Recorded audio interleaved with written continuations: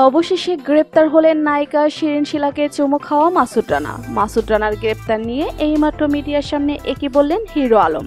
বিস্তারিত জানতে এখনই চ্যানেলটি সাবস্ক্রাইব করে ভিডিওটি শেষ পর্যন্ত দেখতে থাকুন।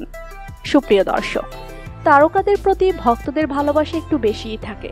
কখনো সামনাসামনি পেলে তাদের পাগলামি আরও বেড়ে যায়। তবে মাঝে মধ্যে ভক্তদের অতিরিক্ত ভালোবাসা চরম অস্বস্তিতে ফেলতে পারে তারকাদের। এবার এক ভক্তের পাগলামের শিকার বাংলাদেশি নায়িকা শিরিন শিলা। শিরিন শিলাকে প্রকাশ্যেই চুম্বন করে বসলো এক পাগলাটে ভক্ত। ভিডিওটি মুহূর্তের মধ্যে ভাইরাল হয় সোশ্যাল মিডিয়ায়। বাংলাদেশি বিনোদন জগতের অতি পরিচিত নাম শিরিন শিলা। সোমবার অপূর্ব রানা পরিচালিত দ্য রাইটার সিনেমার শুটিংয়ে এমন বিব্রতকর পরিস্থিতিতে পড়তে হয়েছে এই অভিনেত্রীকে। সেখানে হঠাৎ করেই এক ভক্ত নায়িকার কাছে এসে বলে তার মা বাবা কেউ নেই। নায়িকা তাকে অসহায় ভেবে কাছে আসতে দেয়। সে আবদার করে বলে, আমি আপনার সঙ্গে যাব।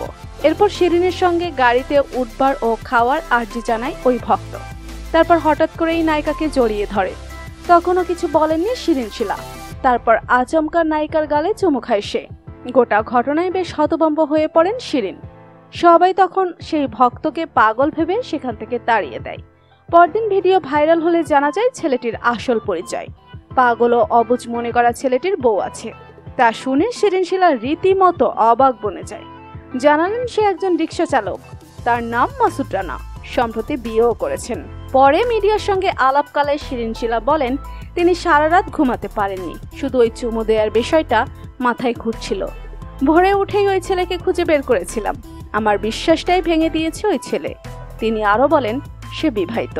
সে আমাকে যা যা বলেছে সব মিথ্যা বলেছে। তারপর ছেলেটিকে ধরে আনা হয় শিরিন শিলার সামনে। সকলের সামনে পা ধরে ক্ষমা চায় ছেলেটি। তবে এখানেই থেমে থাকেনি অভিনেত্রী শিরিন শিলা। অভিযুক্ত মাসুদ রানার নামে শ্লীলতাহানির মামলা করেন। আর সেই মামলার জের ধরে গতকাল রানা গ্রেপ্তার হয়। বর্তমানে রানা ডেমরা থানার হাজতে রয়েছে। রানার গ্রেপ্তারের খবর মুহূর্তেই মিডিয়া পাড়ায় ছড়িয়ে যায়। খবরটি চোখে পড়ে হিরো আলমের। হিরো আলম তখন বলেন ছেলেটা যা করেছে সেটা ঠিক করেনি। ছেলেটা অন্যায় করেছে, মানুষ মাত্রই ভুল হয়। মাসুদও ভুলের ঊর্ধ্বে নয়। আমি মাসুদ রানাকে দেখেছি। সে যদিও পাগল নয়, তবে সে নর্মাল মানুষের মতো নয়। সে মানসিকভাবে অসুস্থ। অভিনেত্রীর সঙ্গে যে অনাকাঙ্ক্ষিত ঘটনাটি ঘটেছে তার জন্য শিরিন শিলা কিছুটা হলেও দায়ী বলে আমি মনে করি। কারণ তিনি প্রশ্রয় না দিলে এমনটা হতো না।